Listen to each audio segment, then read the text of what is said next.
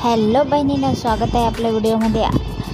जर तुम्ही अजूनही KYC केली नसेल तर तुमचे तब्बल 9,000 रुपयांचे नुकसान होऊ शकते। मार्च महिना सुरू झाला आहे, अजून हप्ते मिळण्यासाठी शेवटची संधी आहे।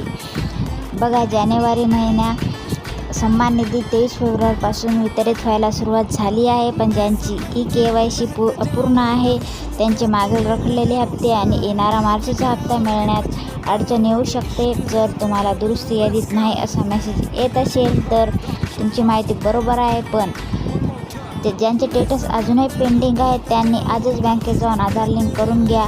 बहिणींनो, तुमचे पैसे आले का? कमेंट्समध्ये हो किंवा नाही नक्की सांगा आणि आपल्या जिल्ह्याचं नाव लिहायला विसरू नका। अशाच खात्रीशीर आणि खऱ्या माहितीसाठी आपल्या चॅनलला सबस्क्राईब करायला विसरू नका। तुम्हाला काही अडचण येत असेल तर कमेंट बॉक्समध्ये विचारा आणि आपला मोठा यूट्यूबला टाकलेला आहे तो पण जाऊन पूर्ण बघून घ्या। धन्यवाद।